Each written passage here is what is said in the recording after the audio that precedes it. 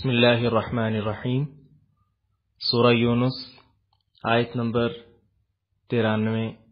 باری تعالی ارشاد فرماتے ہیں وَلَقَدْ، اور یقیناً تحقیق، لام بھی تاکید کے لیے ہے اور حرف قد یہ بھی تاکید کے لیے استعمال ہوتا ہے۔ بوأنا، ہم نے ٹھکانہ دیا، بنی اسرائیل کو مبوأ صدق، عمدہ ٹھکانہ۔ آگے فرمایا ورزقناہم، اور ہم نے انہیں رزق دیا، من الطیبات، پاکیزہ چیزوں سے، طیبہ اس سے طیبات۔ فما، پس نہیں، اختلفوا، انہوں نے اختلاف کیا، حتی، یہاں تک کہ جاء، آ گیا، ہم ان کے پاس، العلم، علم، ان، بے شک، ربک، آپ کا رب، یقضی، وہ فیصلہ کرے گا، بینہم، ان کے درمیان، یوم القیامہ، قیامت کے دن، فیما، اس میں جو، کانو، وہ تھے، فیہ، اس میں، یختلفون، اختلاف کرتے۔ با محاورہ اس کا ترجمہ کیا ہو جائے گا؟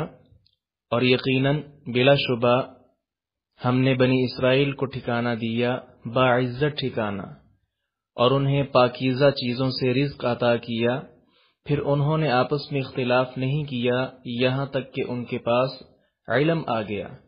بے شک تیرا رب ان کے درمیان قیامت کے دن اس بارے میں فیصلہ کرے گا جس میں وہ اختلاف کرتے تھے۔ جی، وَلَقَدْ بَوَّأْنَا، البواء، اس کا لغوی معنی ہوتا ہے کسی جگہ کے اجزاء کا مساوی، سازگار اور موافق ہونا۔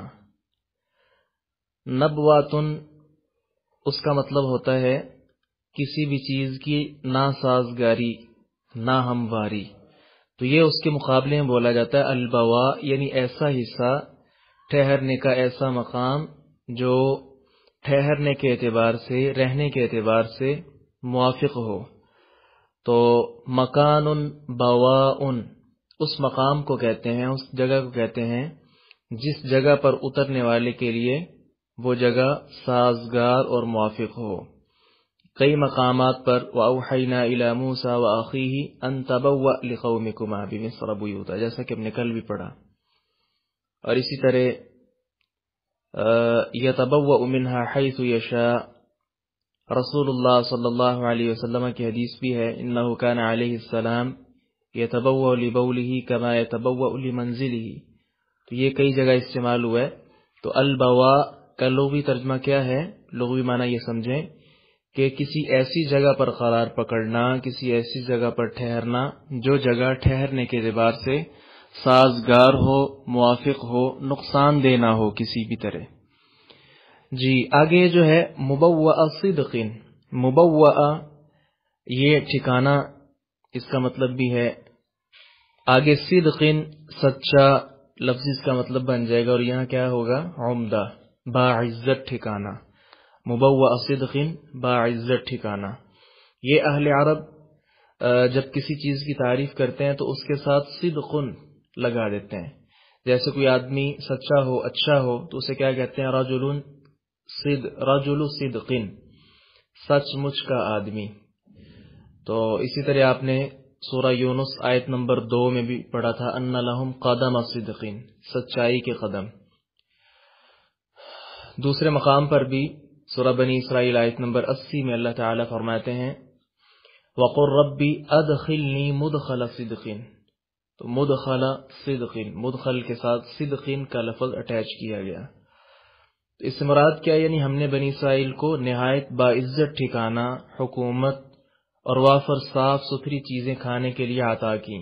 ان بنی اسرائیل سے موسیٰ علیہ السلام کے ساتھی مراد لینا مشکل ہے، اگرچہ بعض مفسرین نے لکھا ہے کہ اس سے مراد موسیٰ علیہ السلام انہی کی حکومت میں وسعت آئی، اور ان کے ساتھ جو بنی اسرائیل تھے یہ ان کے لیے آیت ہے، جبکہ راجح قول یہ ہے کہ یہ وہ بنی اسرائیل مراد نہیں ہے، کیونکہ وہ تو موسیٰ علیہ السلام کے حکم پر جہاد کے لیے نکلے، جس سے صاف باقاعدہ یعنی انہوں نے انکار بھی نہیں کیا، اور 40 سال صحرائے سینا میں ہی بھٹکتے رہے، تو وہ ساری تفصیل آپ جانتے ہیں۔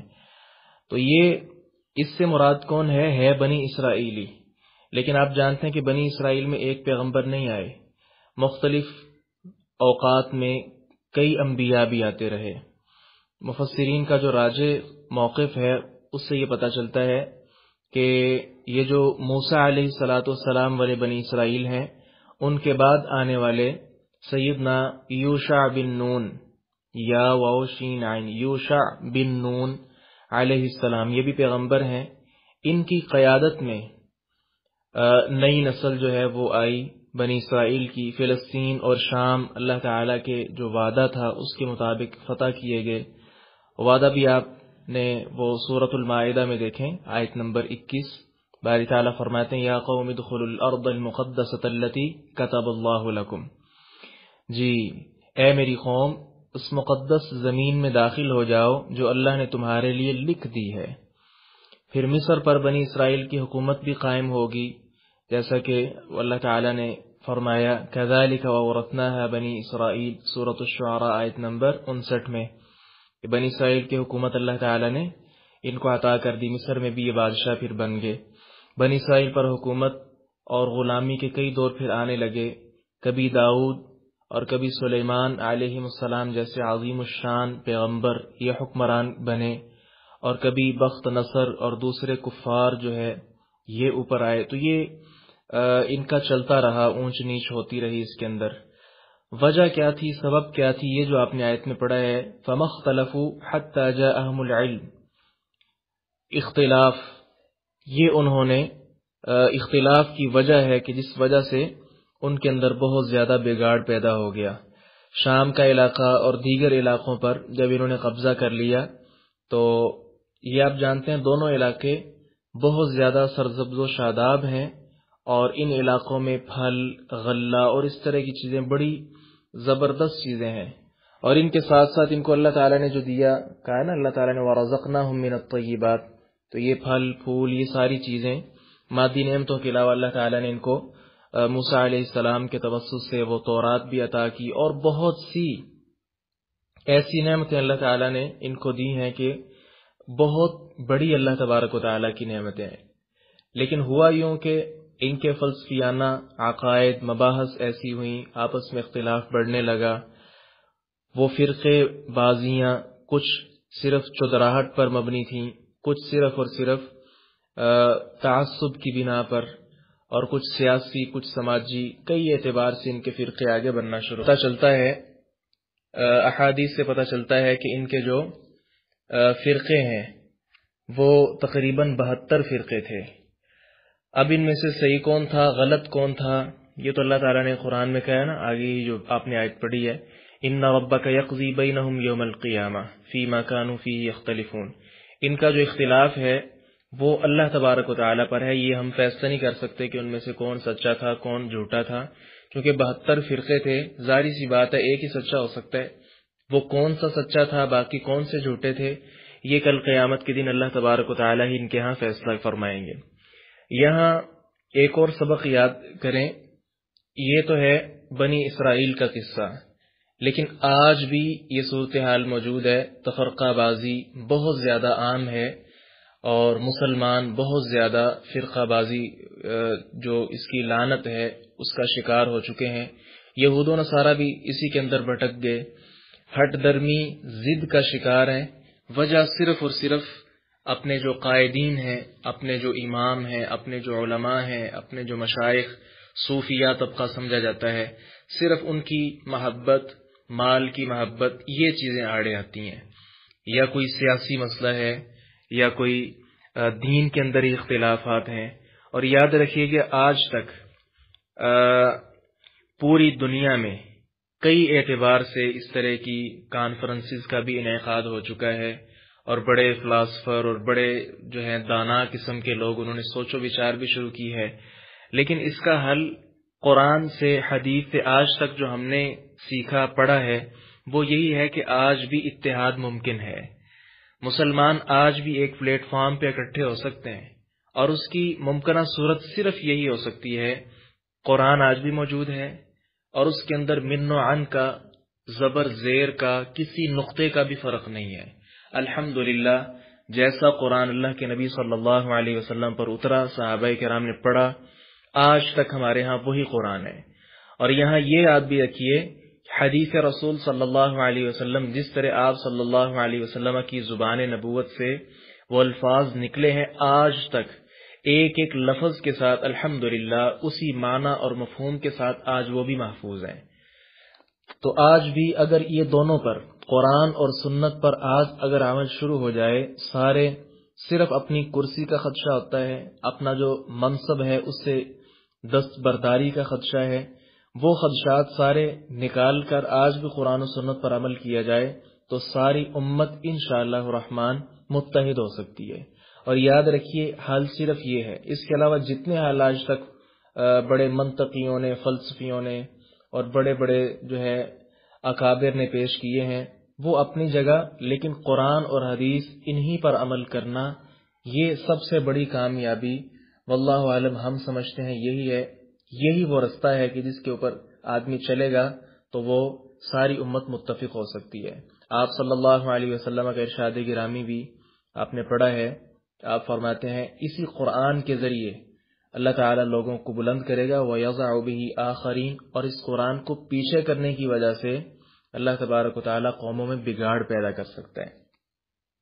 جی آگے فَمَخْتَلَفُوا حَتَّى جَاءَهُمُ الْعِلْمُ، اس سے پہلے بلکہ سورۃ الاعراف آیت نمبر 137، وَأَوْرَثْنَا الْقَوْمَ الَّذِينَ كَانُوا يَسْتَضْعَفُونَ مَشَارِقَ الْأَرْضِ وَمَغَارِبَهَا، سورۃ الدخان آیت نمبر 25 سے 28، کم ترکوا من جنات وعیون، اسی طرح سورۃ الشعراء آیت نمبر 57 تا 59، فَأَخْرَجْنَاهُمْ مِن جَنَّاتٍ وَعُيُونٍ، یہ ساری آیات بھی آپ سامنے رکھیں، اس سے آپ اس آیت کی مزید تفسیر دیکھ سکیں گے۔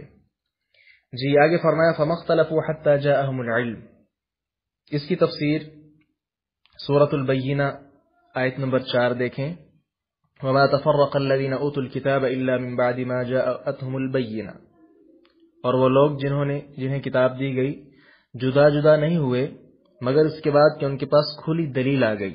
اسی طرح سورہ آل عمران آیت نمبر 19، ان الدین عند اللہ الاسلام وما اختلف الذین اوتوا الکتاب الا من بعد ما جاءهم العلم بغیا بینہم، یہ آیت بھی سامنے رکھیں۔ اچھا اس کی مفسرین نے ایک اور تفسیر بھی بیان کی ہے، وہ کیا ہے؟ وہ یہ ہے کہ اللہ کی کتاب تورات کی صاف پیشین گوئی کے مطابق بنی اسرائیل کا اتفاق تھا کہ خاتم النبیین جناب محمد الرسول اللہ صلی اللہ علیہ وسلم تشریف لانے والے ہیں، اس کے اندر کسی کا کوئی اختلاف نہ تھا اور کوئی بھی اس سے لا علم بھی نہ تھا، بلکہ سب آپ کی آمد کے منتظر تھے اور دعا بھی کرتے تھے۔ سورۃ البقرہ آیت نمبر 99، وَكَانُوا مِن قَبْلُ يَسْتَفْتِحُونَ عَلَى الَّذِينَ كَفَرُوا، حالانکہ اس سے پہلے ان لوگوں پر فتح طلب کیا کرتے تھے جنہوں نے کفر کیا، مگر جب آپ صلی اللہ علیہ وسلم تشریف لائے تو یہی وہ لوگ ہیں، یہود و نصارہ، تورات کے اندر بھی اور انجیل کے اندر بھی آپ صلی اللہ علیہ وسلم کی آمد کا ذکر ہے، لیکن انہوں نے اس وقت پھر اختلاف کرنا شروع کر دیا۔ کسی نے کہا جی یہ وہ نہیں ہے جن کا وعدہ کیا گیا تھا، کسی نے کہا یہ ہمارے لیے نہیں، صرف امی لوگوں کے لیے ہے، ان پڑھ لوگوں کے لیے یہ رسول بھیجیں گے، نعوذ باللہ من ذلک۔ اور کچھ ایسے خوش نصیب تھے الحمدللہ جنہوں نے آپ صلی اللہ علیہ وسلم کا چہرہ انور دیکھ کر فوراً ایمان بھی لے آئے۔ بہرحال اختلاف جو بھی ان کا جس قسم کا بھی ہوا اس کا فیصلہ ہم نہیں کر سکتے، کیونکہ اللہ تعالیٰ نے اسی آیت میں فرما دیا کہ ان ربک یقضی بینہم یوم القیامہ، فیصلہ ان کا اللہ تبارک و تعالیٰ ہی قیامت کے دن کریں گے کہ یہ کیا کیا اختلاف کیا کرتے تھے۔ آگے باری تعالیٰ نے ارشاد فرمایا فَإِن، پس اگر کنتا آپ ہوں فی شکن کسی شک میں، یہ جو شک کے آخر میں تنوین ہے نا، شکن اس کا ترجمہ ہے کسی، فی شکن کسی شک میں، مما اس سے جو، انزلنا ہم نے اتاری، الیکا آپ کی طرف، فاسأل تو آپ سوال کر لیں، پوچھ لیں، الذین ان سے جو، یقرؤون پڑھتے ہیں الکتابہ کتاب کو من قبلک آپ سے پہلے، لقد البتہ تحقیق یقیناً واقع یہ آپ نے پڑھا ہے، لام اور قد دونوں تاکید کے لیے، جاءک آیا ہے آپ کے پاس، الحق حق من ربک آپ کے رب کی طرف سے، فلا تکونن تو ہرگز آپ نہ ہو من الممترین شک کرنے والوں میں سے۔ جی یہاں انزلنا ہم نے اتارا، الیک آپ کی طرف، اس سے مراد قرآن مجید ہے۔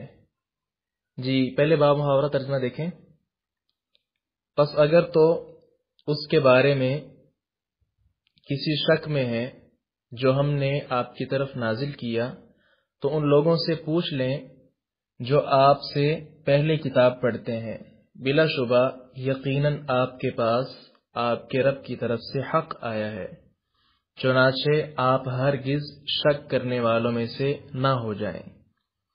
یہ اللہ تبارک و تعالی کا خطاب بظاہر کیا نظر آ رہا ہے کہ آپ صلی اللہ علیہ وسلم سے ہے۔ اس سے پہلے یہ بات یاد رکھیں، سورت شروع کرتے وقت ہم نے یہ پڑھا تھا کہ اس سورت کا اصل موضوع رسول اللہ صلی اللہ علیہ وسلم کی نبوت کا ثبوت اور مخالفین جو مکہ والے ہیں ان کے شبہات کی تردید ہے۔ جی یہاں چونکہ اب آہستہ آہستہ اس سورت کا اختتام ہو رہا ہے، اس لیے اللہ تبارک و تعالی نے اس بات کو، اس موضوع کو دوبارہ سے اس کی طرف توجہ دلائی۔ یہاں آپ صلی اللہ علیہ وسلم سے یہ جو خطاب ہے کہ اگر آپ کسی شک کے اندر مبتلا ہیں تو ان لوگوں سے پوچھ لیجئے جو آپ سے پہلے کتاب پڑھتے ہیں۔ مراد یہاں سے کون ہے؟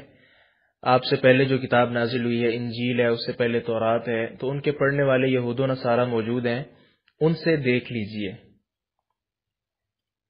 اور آگے کیا کہا کہ فلا تکونن من الممترین، اور ہرگز آپ شک کرنے والوں میں سے نہ ہو جائیں۔ تو یہاں پتہ یہ چل رہا ہے واضح الفاظ دے کر کہ یہ خطاب آپ صلی اللہ علیہ وسلم سے ہے، جبکہ خطاب آپ سے ہی ہے، لیکن اس سے مراد دیگر جو لوگ ہیں، انسان ہیں، ان کو سمجھانا مقصود ہے کہ اگر آپ کو کوئی شک ہے کہ یہ قرآن مجید اللہ کی کتاب نہیں ہے تو ان سے پوچھ لیجئے جو آپ سے پہلے لوگ تھے، مراد یہود و نصارہ، ان سے دیکھ لیجئے، ان سے پوچھ لیجئے۔ الغرض آپ صلی اللہ علیہ وسلم اس کے اندر بالکل نہیں آ سکتے اس خطاب میں، کیونکہ نہ تو آپ صلی اللہ علیہ وسلم اس کا انکار کرتے تھے نعوذ باللہ کہ قرآن اللہ کی کتاب نہیں ہے، نہ ہی اللہ کے نبی صلی اللہ علیہ وسلم کو کوئی شک تھا۔ یہ ایسے ہی ہے جیسے جناب عیسیٰ علیہ السلام سے اللہ تعالیٰ پوچھیں گے کہ کیا تم نے لوگوں سے کہا تھا کہ مجھے اور میری ماں کو معبود بنا لو؟ تو وہ اپنا تفصیلی بیان جو ہے وہ دیں گے، جس میں کیا ہے، سورۃ المائدہ آیت نمبر 116 دیکھیں، ان کنت قلتہ فقد علمت، یعنی فرض کریں اگر میں نے یہ بات کہی بھی تھی تو اے اللہ آپ تو اس سے اوجل نہیں تھے۔ مطلب کیا ہے، صاف اس بات کا وہ اظہار کریں گے کہ میں نے ہرگز ایسا نہیں کہا تھا کہ میری عبادت کرو۔ اسی طرح رسول اللہ صلی اللہ علیہ وسلم کو نہ شک تھا، نہ آپ کو کسی اہل کتاب سے پوچھنے کی ضرورت تھی۔ اور یہاں ایک تفسیر یہ بھی بیان کی گئی ہے کہ یہاں کنت فی شکن، اگر آپ کسی شک میں مبتلا ہیں، اس میں ہر انسان کو براہ راست اللہ تعالیٰ نے خطاب کیا ہے، کیونکہ یہ کتاب ہر ایک کے لیے ہدایت ہے، تو ہر انسان اس کے اندر شامل ہے۔ آج ہم بھی پڑھتے ہیں تو ہم بھی اس میں شامل ہیں۔ فَإِن كُنْتَ فِي شَكٍ، کہ اگر آپ اے پڑھنے والے اگر تو کسی شک کے اندر مبتلا ہے تو ان سے پوچھ لیں جو آپ کے ساتھ یہود و نصارہ ہیں کہ کیا آپ کی کتابوں میں قرآن مجید کی خوشخبری نہیں ہے؟ تو جو ان میں صاف کھرے لوگ ہوں گے، چلیں تھوڑا سا منصف مزاج کہہ لیں، تو وہ بتا تو دیں گے نا کہ ہماری کتاب میں آپ کی کتاب کی تصدیق بہرحال موجود ہے۔ تو یہاں سے کسی صورت بھی ہم یہ نہیں کہہ سکتے کہ آپ صلی اللہ علیہ وسلم اس میں مراد ہیں، بلکہ خطاب بظاہر چلے آپ کو ہی ہے، لیکن مراد اس سے ہر انسان ہے کہ جس کو بھی قرآن مجید کے بارے کوئی شک ہے تو وہ ان سے پوچھ سکتا ہے۔ یہاں یہ بھی یاد رکھیے ایک اور سبق کہ شک کا علاج اہل علم سے تحقیق کر لینا ہے۔ اللہ تعالیٰ اس سے یہ بھی سمجھانا چاہتے ہیں۔ تو آج اگر دین کے مسائل میں یا کسی بھی مسئلہ کے اندر کسی کو کوئی شک ہو جاتا ہے تو اہل علم کی طرف رجوع کرنا چاہیے، نہ یہ کہ خود ہی اس کے اندر جو ہے آدمی پڑ جائے اور خود ہی چاہے کہ میں اس میں منصف ہوں، اور کرتا کرتا وہ دین کے جو بنیادی مسائل ہیں ان سے بھی ہاتھ دھو بیٹھے۔ یہ تو اللہ تعالیٰ نے ایک طریقہ بیان کیا ہے۔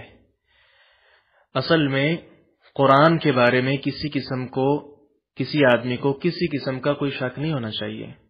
صحیح بخاری حدیث نمبر 3276 کے اندر آپ صلی اللہ علیہ وسلم ارشاد فرماتے ہیں، جناب ابو ہریرہ رضی اللہ عنہ راوی حدیث ہیں، آپ فرماتے ہیں کہ شیطان آپ میں سے کسی ایک کے پاس آتا ہے اور وسوسے ڈالنا شروع کرتا ہے اور سوال کرتا ہے آدمی کو، یہ کس نے پیدا کیا، وہ کس نے پیدا کیا، اور بالآخر کیا کہتا ہے، اچھا تو یار فلاں کام بھی اللہ نے کیا، فلاں چیز بھی اس نے پیدا کی، تو اللہ کو کس نے پیدا کیا تھا؟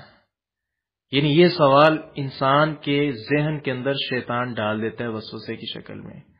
آپ صلی اللہ علیہ وسلم ارشاد فرمائے، جب نوبت یہاں تک پہنچ جائے نا تو وہ شخص اعوذ باللہ پڑھے اور شیطانی خیال چھوڑ دے۔ تو یہ حدیث بھی سامنے رکھیں، اس سے پتہ چلتا ہے کہ قرآن اتھینٹک ہے۔ اگر تحقیق کرنی ہے چلیں تو قرآن تک کی کریں، یہ نہیں کہ آگے تک بڑھتی جائے، اچھا یہ کلام کرنے والا کلام کس کی ہے، اچھا وہ پھر اللہ تعالیٰ ہے تو اللہ کو نعوذ باللہ کس نے پیدا کیا۔ تو اس طرح آگے مختلف قسم کے جو شیطانی وسوسے ہیں ان سے بچنے کا حکم بھی ہے۔ آگے فرمایا وَلَا تَكُونَنَّ، اور ہرگز نہ ہوں آپ من الذین، ان لوگوں سے کذبوا، جنہوں نے جھٹلایا بآیات اللہ، اللہ کی آیات کو، فتکونا، تو آپ ہو جائیں گے من الخاسرین، خسارہ اٹھانے والوں میں سے۔ خسارہ گھاٹے کا سامان ہوتا ہے، تو خسارہ اٹھانے والوں میں سے ہو جائیں۔ اور نہ کبھی ان لوگوں سے ہونا جنہوں نے اللہ کی آیات کو جھٹلایا، ورنہ آپ خسارہ اٹھانے والوں میں سے ہو جائیں گے۔ تو بظاہر یہ بھی آپ دیکھ رہے ہیں کہ خطاب آپ صلی اللہ علیہ وسلم کو ہے، چلیں خطاب آپ کو ہے، لیکن یہاں پوری امت مراد ہے، یعنی ہر امت کے فرد کو یہ خطاب ہے آپ صلی اللہ علیہ وسلم کے ذریعے۔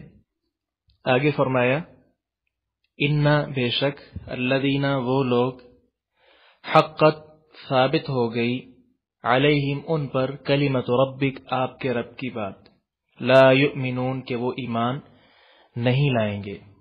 بے شک وہ لوگ جن پر آپ کے رب کی بات ثابت ہو چکی کہ وہ ایمان نہیں لائیں گے۔ اللہ تعالی کو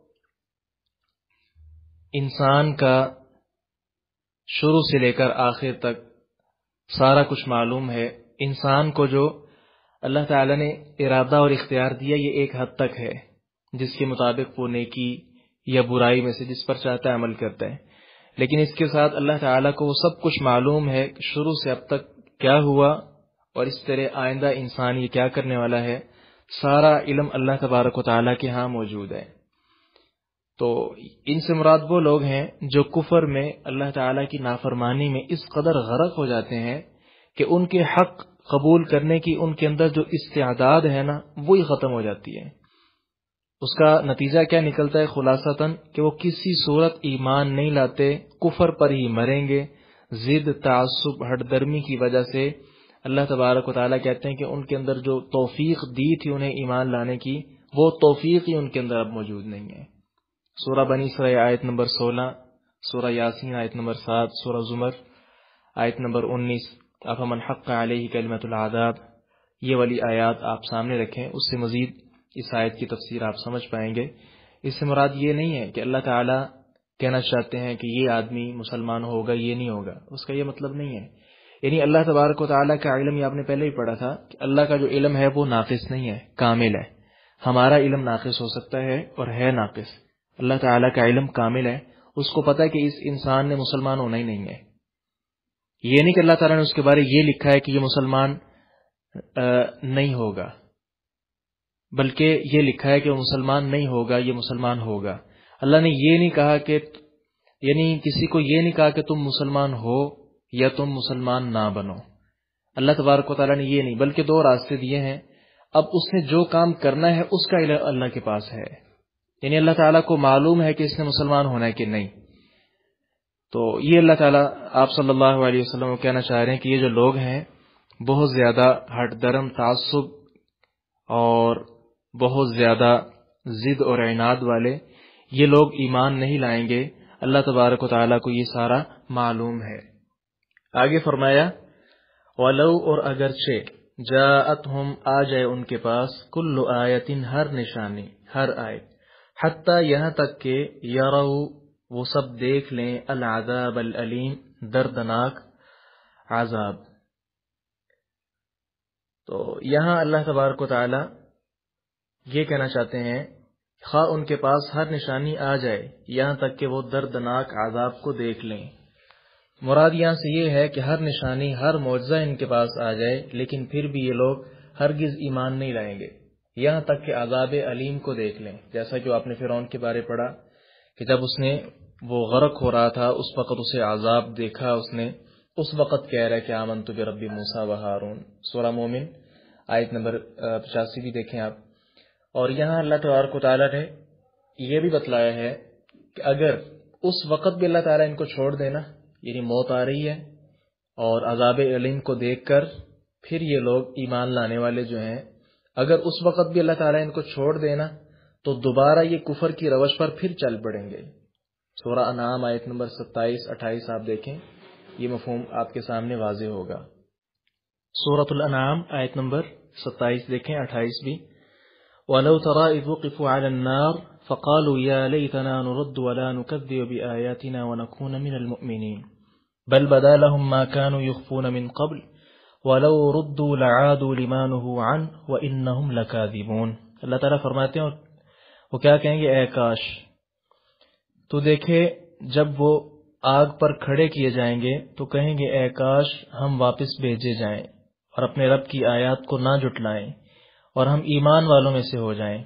بلکہ ان کے لیے ظاہر ہو گیا جو اس سے پہلے چھپاتے تھے، اور اگر انہیں واپس بھیج دیا جائے تو ضرور پھر وہی کریں گے جس سے انہیں منع کیا گیا تھا، اور بلا شبہ یقیناً وہ جھوٹے ہیں. تو اللہ تعالیٰ یہاں فرمانا چاہ رہے ہیں کہ اگر انہیں واپس ہم بھیج بھی دیں پھر بھی یہ لوگ ایمان نہیں لانے والے.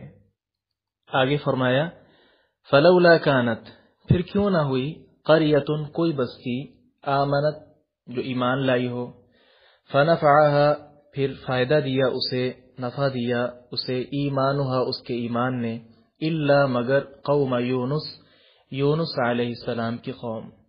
لما، جب، آمنوا، وہ ایمان لائے، کشفنا، ہم نے ہٹا دیا، عنہم، ان سے، عذاب الخزی، ذلت رسوائی کا عذاب، فی الحیات الدنیا، دنیا کی زندگی میں، ومتعناہم، اور ہم نے انہیں فائدہ دیا، الی حین، ایک وقت تک.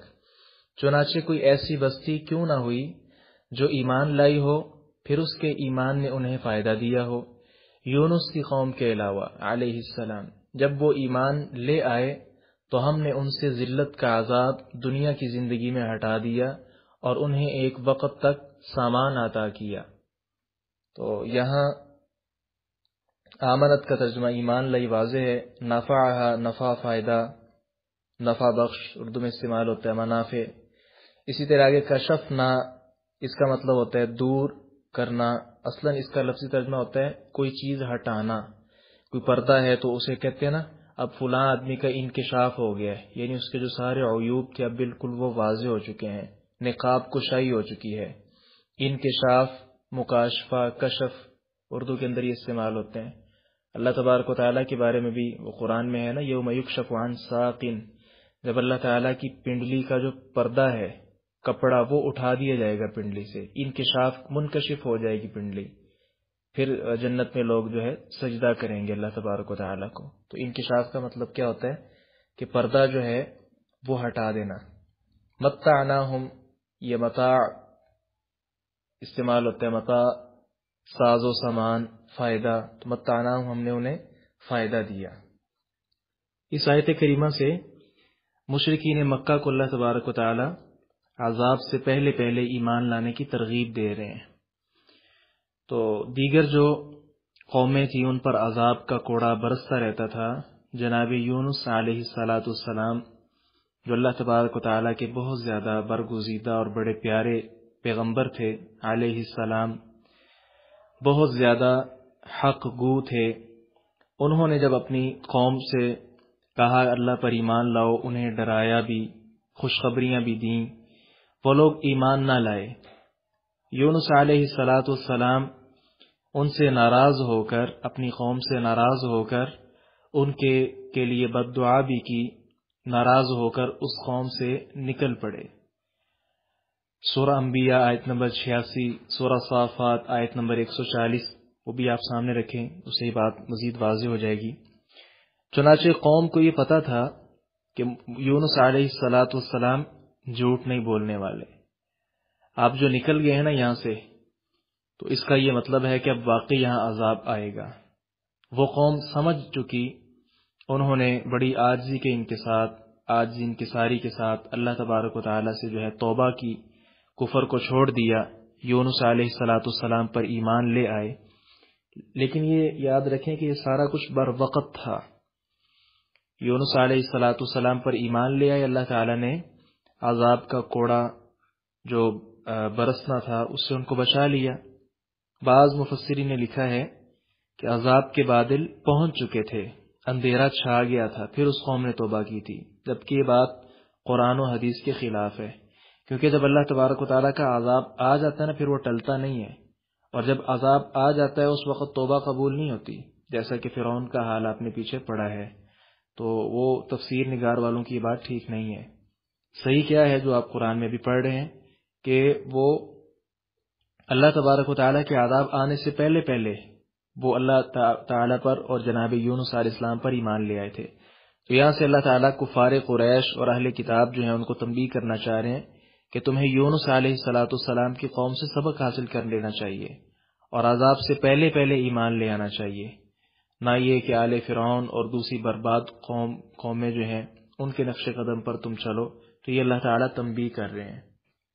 آگے فرمایا وَلَوْ، اور اگر شاء چاہتا، ربک آپ کا رب، لآمن ضرور ایمان لاتے، من فی الارض جو بھی زمین میں ہیں، کلہم سب کے سب، جمیعاً اکٹھے، افانت تو کیا آپ، تکرہو مجبور کریں گے، الناس لوگوں کو، حتی یہاں تک کہ یکونوا وہ ہو جائیں، مؤمنین ایمان لانے والے۔ مفہومی ترجمہ ہو جائے گا، اور اگر آپ کا رب چاہتا تو یقیناً جو لوگ زمین میں ہیں سب کے سب اکٹھے ایمان لے آتے، تو کیا آپ لوگوں کو مجبور کریں گے یہاں تک کہ وہ مومن بن جائیں؟ تو یہ اللہ تعالیٰ یہاں سے کہنا چاہ رہے ہیں کہ میں نے فرشتوں کو پیدا کیا، جنوں کو پیدا کیا، انسانوں کو پیدا کیا، ہر ایک کی فطرت کے اندر مختلف رکھی ہیں ہر ایک کی فطرتیں۔ اگر انسان کو، جن کو فرشتوں کی طرح اللہ پیدا کر دیتا، مراد یہ کہ ان کی فطرت بھی ویسی ہوتی، پھر فائدہ کیا تھا ان کو پیدا کرنے کا؟ جو مقصد ہے عبادت وہ مقصد ہی فوت ہو جاتا ہے۔ اس لیے اللہ تعالیٰ نے انہیں بصیرت دی ہے کہ اپنے اعلی وجہ البصیرت مسلمان ہوں۔ اگر اللہ چاہتا تو سارے لوگ ہی مسلمان ہو جاتے، لیکن اللہ نے جنت اور جہنم دونوں کو پیدا کیا ہے اور دونوں کو اللہ تعالیٰ نے بھرنا ہے۔ تو یہ بصیرت اللہ نے عطا کی ہے، عقل انسان کو عطا کی ہے، جنوں کو بھی عقل عطا کی ہے۔ اس عقل کے بلبوتے وہ یہ خود فیصلہ کر سکیں کہ کون سچ ہے اور کون سی چیز باطل ہے۔ تو یہاں آپ صلی اللہ علیہ وسلم کو اللہ تعالیٰ کہہ رہے ہیں کہ آپ کسی کو مجبور نہیں کر سکتے۔ تو وَلَوْ شَاءَ رَبُّكَ لَآمَنَ مَنْ فِي الْأَرْضِ جَمِيعًا كُلُّهُمْ جَمِيعًا، اس طرح کی آیات اور بھی کافی ہیں۔ سورۃ الشورى آیت نمبر 113 دیکھیں، اللہ یجتبی الیہ من یشاء ویہدی الیہ من ینیب۔ اسی طرح سورہ ہود آیت نمبر 118 119 دیکھیں، وَلَوْ شَاءَ رَبُّكَ لَجَعَلَ النَّاسَ أُمَّةً وَاحِدَةً وَلَا يَزَالُونَ مُخْتَلِفِينَ۔ اور اگر اللہ چاہتا تو یہ سارے لوگ ایک ہی امت بنا دیتا اور ان کے اندر اختلاف جو تھا وہ ختم ہی کر دیتا، لیکن ایسا نہیں ہے۔ اس طرح سورۃ الرعد میں بھی قُلْ إِنَّ اللَّهَ يُضِلُّ مَن يَشَاءُ وَيَهْدِي إِلَيْهِ مَنْ أَنَابَ۔ لیکن ایسا نہیں ہے، کیونکہ اللہ تعالیٰ نے فطرتیں مختلف رکھی ہیں، اس لیے کہ ہر کوئی اعلیٰ وجہ البصیرت اسلام کو قبول کرے۔ جی آگے فرمایا کہ أَفَأَنْتَ تُكْرِهُ النَّاسَ حَتَّى يَكُونُوا مُؤْمِنِينَ۔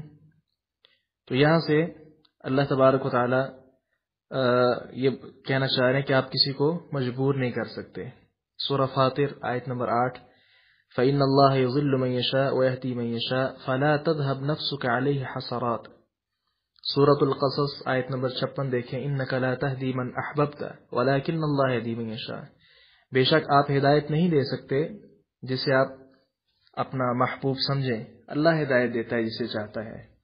یہاں وہ صحیح بخاری کی حدیث بھی سامنے رکھیں 4772، جناب مسیب رضی اللہ عنہ بیان کرتے ہیں کہ جب ابو طالب آپ صلی اللہ علیہ وسلم کے جو چچا ہیں جنہوں نے آپ کا بوجھ یا ساتھ دیا ہے، ان کی جب وفات کا وقت قریب آیا تو آپ صلی اللہ علیہ وسلم ان کے قریب تشریف لے گئے۔ ابو جہل سے اور عبداللہ بن ابو امیہ سے یہ مخاطب تھے، یعنی ابو جہل جو ابو طالب کا بھائی ہے، اور اس طرح عبداللہ بن ابی امیہ بن مغیرہ یہ بھی وہاں بیٹھا ہوا تھا۔ آپ صلی اللہ علیہ وسلم نے ابو طالب سے کہا، چچا کلمہ پڑھ لیجئے، کل قیامت کے دن اللہ تبارک و تعالیٰ کے سامنے اس کلمہ کے ذریعے ہی حجت پیش کر دوں گا کہ اللہ اس نے کلمہ تو پڑھا تھا، اب اسے معاف کر دے۔ لیکن ابو جہل اور ساتھ بیٹھا جو عبداللہ تھا یہ بار بار تکرار کرتے رہے کہ عبد المطلب کے دین پر نہیں بننا، کیا اس کے دین کو چھوڑ دو گے؟ خیر یہ سلسلہ چلتا رہا، بالآخر اس نے جو کہا کہ میں عبد المطلب اپنے باپ کے دین پر مر رہا ہوں، اور اسی پر اس کا انتقال ہو جاتا ہے۔ آپ صلی اللہ علیہ وسلم بہت زیادہ پریشان ہیں، اور پھر بھی کیا کہہ رہے ہیں کہ میں اللہ کی قسم تمہارے لیے اس وقت تک دعا کرتا رہوں گا جب تک مجھے دعا سے منع نہ کیا جائے۔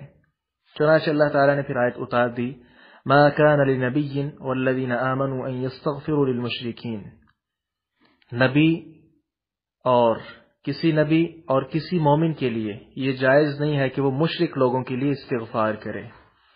اور ساتھ اللہ تبارک و تعالیٰ نے وہی آیت جو سورۃ القصص والی ہے وہ اپنے رسول پر اتاری کہ انک لا تہدی من احببت ولکن اللہ یہدی من یشاء۔ تو یہ آپ صلی اللہ علیہ وسلم سے اللہ تعالیٰ یہ بات شیئر کرنا چاہ رہے ہیں۔ یہاں ایک بات یہ بھی یاد رکھیے، ہمارے ہاں ہمارے معاشرے میں کئی مشرک لوگ رہتے ہیں، اور آپ بھی جانتے ہیں، ان کا جنازہ بھی مسجد میں آ جاتا ہے۔ اب جو مسجد کے خطیب صاحب ہیں، مولانا صاحب ہیں، قاری صاحب ہیں، آپ بھی ماشاءاللہ پڑھ رہے ہیں انشاءاللہ، آپ بھی عالم دین بننے والے ہیں، تو اس بات کو یاد رکھنا ہے، جس بارے آپ کو معلوم ہو جائے کہ یہ آدمی مشرک تھا اس کا جنازہ نہیں پڑھانا۔ کیوں؟ یہی آیت ما کان للنبی والذین آمنوا ان یستغفروا للمشرکین، جنازے کے اندر استغفار ہوتا ہے، اللہم اغفر لحینا ومیتنا، استغفار ہو رہا تھا کہ اللہ اس کو بخش دے۔ تو مشرک کے لیے استغفار جائز نہیں ہے، نہ نبی کے لیے جائز ہے اور نہ ہی کسی مومن کے لیے جائز ہے۔ اس لیے آپ صلی اللہ علیہ وسلم نے اپنے چچا، آپ جانتے ہیں نا چچا نے کتنا ساتھ دیا شروع سے آخر تک، جس نے بھی آپ صلی اللہ علیہ وسلم پر ظلم ڈھانے کی کوشش کی سب سے پہلے اس کی مخالفت ابو طالب کرتے تھے، بہت زیادہ اپنے بھتیجے کا خیال کیا ہے، لیکن چونکہ وہ مسلمان نہیں ہوئے آپ صلی اللہ علیہ وسلم کو اللہ تعالیٰ نے منع کر دیا کہ آپ ان کے لیے استغفار نہ کریں۔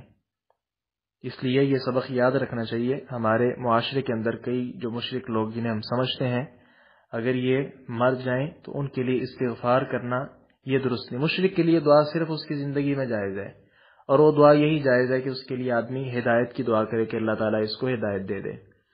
جی، افانت تکرہ الناس، تکرہ کا مطلب مجبور کرنا ہوتا ہے، جیسا کہ سورۃ البقرہ آیت نمبر 256 میں اللہ تعالیٰ فرماتے ہیں لا اکراہ فی الدین، دین میں کوئی زبردستی نہیں ہے۔ اس کا مفہوم بھی تھوڑا سا سمجھ لیں۔ اکثر لوگ کیا کہتے ہیں، جی دین کے اندر کوئی سختی نہیں ہے، یہ ترجمہ 100% غلط ہے۔ یعنی دین کے اندر سختی ہے، کوئی ایسا معاملہ ان کے سامنے رکھا جائے نا کہ دین یہ کہتے نہیں جی یہ آپ شاید اپنی طرف سے کہہ رہے ہیں، اللہ تعالیٰ تو کہتے ہیں لا اکراہ فی الدین، دین میں سختی نہیں ہے۔ سختی والا ترجمہ یہاں کرنا غلط ہے۔ اکراہ کا مطلب ہوتا ہے مجبور کرنا، زبردستی کرنا۔ زبردستی کسی کو پکڑ کر ہم یہ نہیں کہیں گے کہ مسلمان ہو جاؤ، یہ ہم نہیں کہہ سکتے، زبردستی نہیں کر سکتے، لیکن دین کے اندر سختی بھی ہے، نرمی بھی ہے۔ اب جو آدمی چوری کرتا ہے، قرآن کیا کہتا ہے سارق و سارقۃ فاقطعوا ایدیہما، ہاتھ کاٹ دو اس کا، تو کیا ہاتھ کاٹنا یہ نرمی ہے؟ یہ سختی ہے۔ جو کسی کو قتل کرتا ہے، اللہ تعالیٰ کیا کہتے ہیں النفس بالنفس، رسول اللہ صلی اللہ علیہ وسلم کا قول کہ اس کو قتل کیا جائے گا۔ اب قتل کیا جانا کیا یہ نرمی ہے؟ نرمی کیا ہے کہ چلیں جی کوئی نہیں آئندہ نہ کرنا، یہ نرمی ہے. لیکن دین کے اندر اس معاملے میں کیا ہے، سختی ہے کہ اس نے چونکہ قتل کیا ہے، انصاف یہ ہے، حق یہ ہے کہ اس کو بھی قتل کیا جائے. معلوم ہوا دین کے اندر نرمی بھی ہے، سختی بھی ہے. تو لا اکراہ فی الدین کا مطلب یہ نہیں ہے کہ دین کے اندر کوئی سختی نہیں ہے، یہ ترجمہ غلط ہے. اور ادھر بھی اسی آیت جو ہم پڑھ رہے ہیں افان تکرہ الناس، اس کے اندر بھی یہ ترجمہ کرنا غلط ہوگا. ترجمہ صحیح کیا ہے کہ زبردستی نہیں ہے. افان تکرہ الناس، اللہ کے پیغمبر آپ زبردستی کسی بندے کو مسلمان نہیں کر سکتے، یہ اللہ تعالیٰ سمجھانا چاہ رہے ہیں. باقی جو کوئی مسلمان نہیں ہوتا اس کا گناہ اس کے سر پر ہے. یہ نہیں کہ اسلام کہتا ہے کہ زبردستی کسی کو مسلمان نہ کرو، جو جہاں لگا ہے وہ لگا رہے. نہیں، ایسا نہیں ہے. جو اسلام کے اوپر عمل پیرا نہیں ہوتا، اللہ تبارک و تعالیٰ اس کے لیے عذاب تیار کر کے رکھا ہوا ہے. آگے باری تعالیٰ فرماتے ہیں وما کانا، اور نہیں ہے ممکن، لنفس، کسی نفس کے لیے، کسی جان کے لیے، ان تؤمن، کہ وہ ایمان لائے، الا مگر، باذن اللہ، اللہ کے حکم سے. اذن اجازت کو کہتے ہیں، تو اللہ کے حکم سے. اردو میں آپ سنتے ہیں اذن ربی، رب کا اذن، اس کی اجازت، اس کا حکم. وَيَجْعَلُ، اور وہ ڈالتا ہے، الرجس، نجاست، علی الذین، ان لوگوں پر جو لا یعقلون، عقل نہیں رکھتے، سمجھتے نہیں ہیں. بامحاورہ ترجمہ کیا ہو جائے گا، اور کسی شخص کے لیے ممکن نہیں کہ ایمان لائے مگر اللہ کے اذن سے، اور وہ گندگی ان لوگوں پر ڈالتا ہے جو نہیں سمجھتے. اس آیت کریمہ سے یہ بات واضح ہوتی ہے کہ جس طرح تکوینی طور پر دنیا کی کوئی نعمت کسی شخص کو اللہ تعالیٰ کے اذن کے بغیر حاصل نہیں ہو سکتی، یعنی دنیا کی نعمتوں میں اگرچہ آدمی کی محنت بھی اس کے اندر شامل ہوتی ہے، لیکن در حقیقت پیچھے اللہ تعالیٰ کا حکم ہوتا ہے. مراد یہ ہے کہ اللہ تعالیٰ نے اس کو ہمت دی ہے کہ وہ آدمی محنت کر سکے. اس طرح اللہ تبارک و تعالیٰ کا پیچھے اذن ضرور ہوتا ہے اس کے ایمان لانے میں. محروم اللہ کن کو کرتا ہے، جو لوگ کلی طور پر وہ چاہتے نہیں ہیں کہ ایمان لائیں. کفر اور شرک، یہ جو نجاست ہے نا، الرجس، رجس کہتے ہیں نجاست کو، گندگی کو. اس گندگی سے مراد کیا ہے، کفر اور شرک. یعنی کفر شرک کی نجاست میں اس قدر وہ پڑے ہوئے ہیں کہ اس کو چھوڑنے کا نام نہیں لیتے، اور اپنی عقل کو سامنے رکھتے ہیں. عقل کو بھی سامنے کس طرح رکھتے ہیں کہ اس سے کام بھی نہیں لیتے. تو اللہ تعالیٰ، یہ آپ نے پچھلی آیت میں پڑھا ہے کہ اللہ تعالیٰ ایسے شخص کے لیے راہ ہدایت کھولتا ہے جو عقل سے کام لیتا ہے، کیونکہ عقل اللہ تعالیٰ نے دی ہے علی وجہ البصیرت. آدمی کو چاہیے کہ وہ اپنا منہج یا مسلک کوئی چنے. اس لیے اللہ تعالیٰ کہتے ہیں کہ جو لوگ اللہ تعالیٰ ان کو محروم کرتا ہے وہ لوگ کون ہوتے ہیں، جو کفر اور شرک، اس کی نجاست کو سامنے رکھتے ہیں. ہم نے جو انہیں عقل عطا کی ہے اس سے کوئی کام نہیں لیتے، صرف اور صرف ہمارے باپ دادا جہاں چل رہے تھے ہم نے صرف وہاں ہی آنکھیں بند کر کے چلتے رہنا ہے، اسی کو پسند کرنا ہے. تو باری تعالیٰ فرماتے ہیں ایسے لوگ ہیں جو ایمان نہیں لا سکتے. سورۃ البقرہ آیت نمبر 26 اور 27 آپ اس کی تفسیر کے لیے مزید دیکھ سکتے ہیں. سورۃ الحج آیت نمبر 46 بھی سامنے رکھیں، مزید اس کی تفسیر واضح ہوگی. باری تعالیٰ فرماتے ہیں افلم یسیروا فی الارض فتکون لهم قلوب یعقلون بها او آذان یسمعون بها فانها لا تعمى الابصار ولكن تعمى القلوب التي في الصدور. پھر کیا یہ لوگ زمین میں چلے پھرے نہیں، ان کے لیے ایسے دل ہوں جن کے ساتھ وہ سمجھیں، یا کان ہوں جن کے ساتھ وہ سنیں. پس بے شک واقعہ یہ ہے، قصہ یہ ہے کہ آنکھیں اندھی نہیں ہوتی لیکن دل اندھے ہوتے ہیں جو سینوں میں ہیں. تو یہاں سے بھی یہ بات واضح ہوتی ہے کہ اللہ تعالیٰ نے جو عقل دی ہے، جو ایک شعور انسان کے اندر دیا ہے، اس کو ایک دل عطا کیا ہے، وہ اس دل کے ساتھ نہیں دیکھتا، وہ جو عقل دی ہے اس عقل کے ساتھ نہیں دیکھتا. اس وجہ سے اللہ تعالیٰ فرماتے ہیں ایسے لوگ ایمان کی نعمت سے محروم ہیں. آگے فرمایا قل، کہہ دیجئے، انظروا، تم دیکھو، غور کرو، ماذا، کیا ہے، فی السماوات، آسمانوں میں، والارض، اور زمین میں، وما تغنی، اور نہیں فائدہ دیتی، الآیات، نشانیاں، والنذر، اور ڈرانے والی چیزیں، عن قوم، اس قوم سے، لا یؤمنون، جو ایمان نہیں لاتے.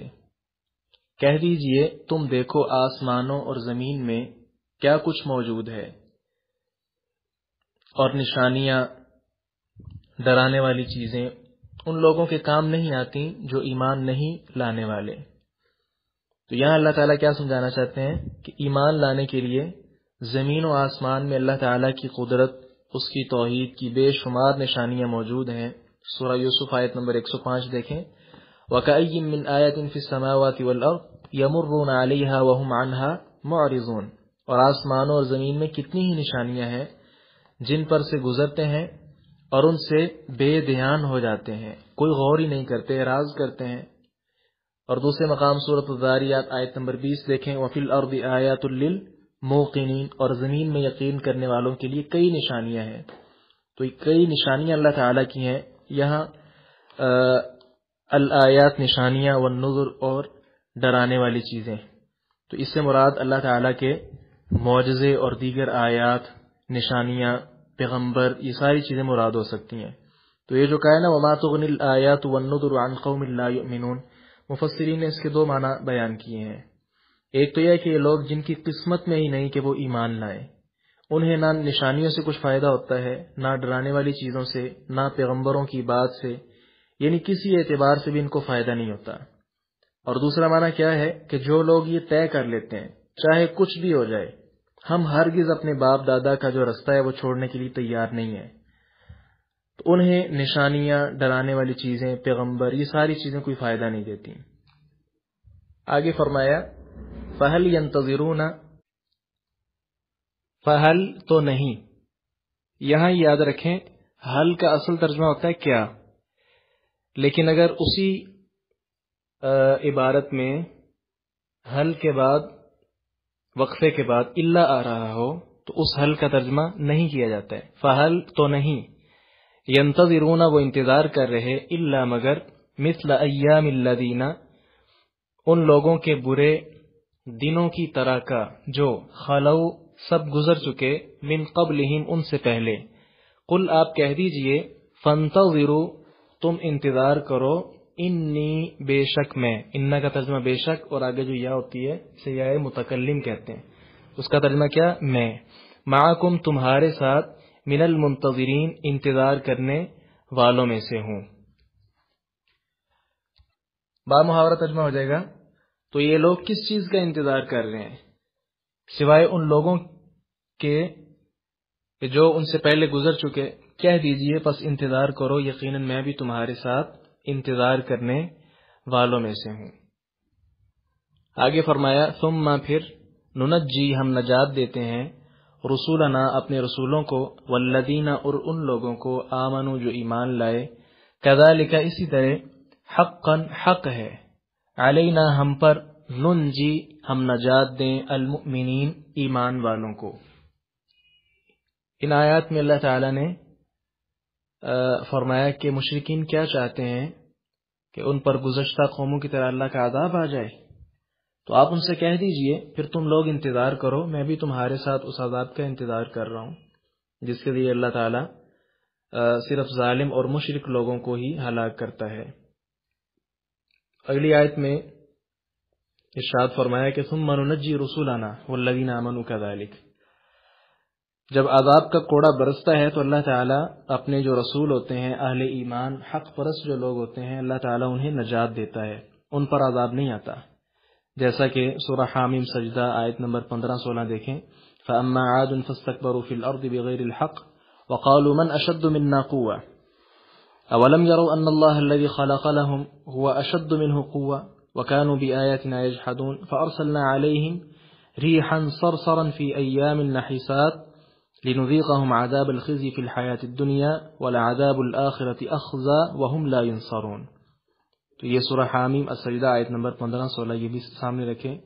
اسی طرح صحیح بخاری کی حدیث نمبر 3963، جناب انس رضی اللہ عنہ بیان فرماتے ہیں، بدر کے موقع پر آپ صلی اللہ علیہ وسلم نے پوچھا کون ہے جو ابو جہل کی خبر لائے میرے پاس کہ اس کے ساتھ کیا معاملہ ہوا ہے۔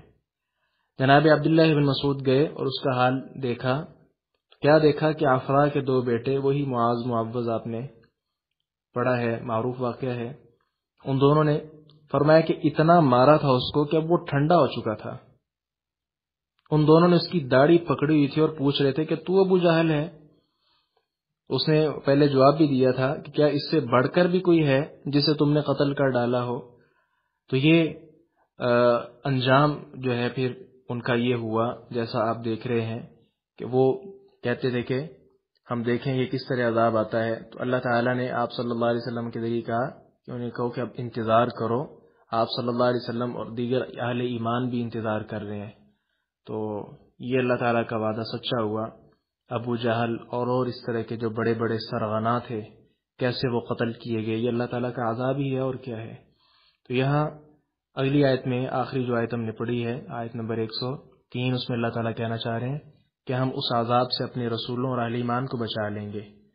تو اہل ایمان اور رسول الحمدللہ یہاں بھی بچے رہے، اور پرانی جو امتیں ان کے جو رسول ہیں اور اہل ایمان ہیں وہ بھی بچتے رہے. جیسا کہ نوح علیہ السلام کا آپ نے قصہ پڑھا کہ نوح علیہ السلام اور ان کے جو چند ساتھی تھے وہ کشتی کے اندر بچ گئے اور باقی سارے ہلاک ہو گئے.